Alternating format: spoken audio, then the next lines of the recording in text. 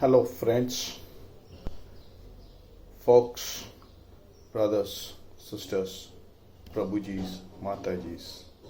Hare Krishna to you all.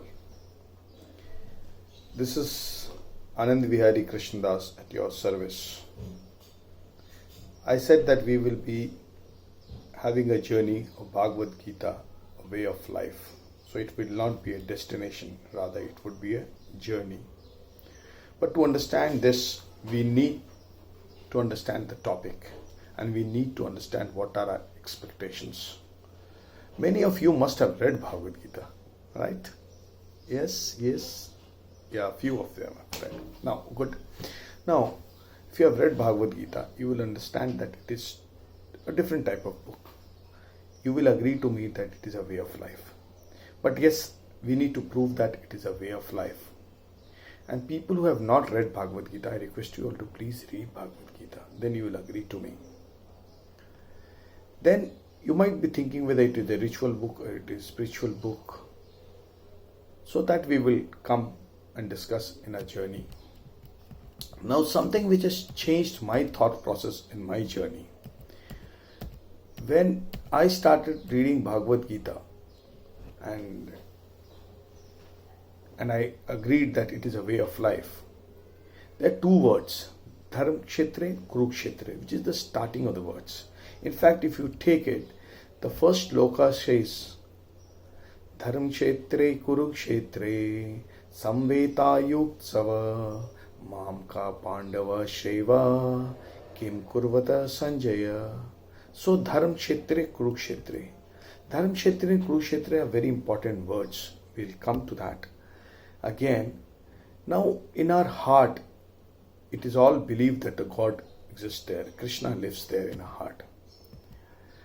Now, if you compare Bhagavad Gita with Battle of Kurukshetra, which I thought that it has proven me that it is a way of life.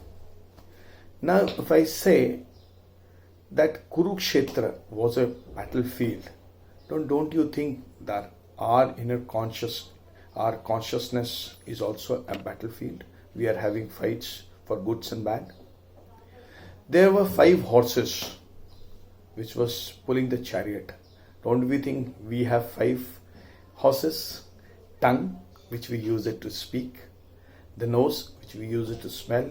Hand, which we use to feel and touch. Eyes, which we use to see for our sight. Ears, which we use for our hearing. Now there were 4 wheels. So we have 4 limbs, 2 hands and 2 legs. Then the mind is there with us, which we compare it with the reins of horses, which we say that it is a false ego. The mind is always in a false ego, or if you see our life. Now intelligence, our intelligence is confused in this world. Similarly, Arjuna is equivalent to intelligence. He is confused.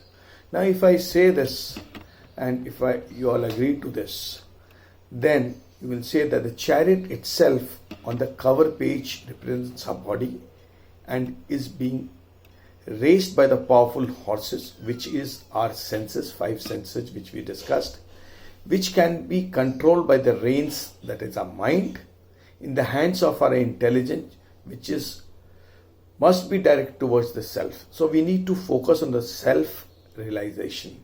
And when we say self-realization, then we will realize that the Lord Krishna is the main who pulls. He's the driver. He was sitting on the chariot and he is there again with us, sitting in our heart as a driver. But when our intelligence, which is probably confused, it is always in confused state of mind, as Arjuna was, gets always swayed away by not hundreds of Kauravas, but we have n number of Kauravas. There were only 100 of Kauravas. We have n number of Kauravas. So we need to look into that. And there is a source of light which is in our heart, which gives how to move ahead. So with this thought, I'll say that this is an article which changed my life. That Bhagavad Gita is a way of life. We'll be continuing our journey. Till then, I request you all to please subscribe my channel and press the bell icon, and please visit my website anuраగంవత్స్.in. Thank you. Hare Krishna.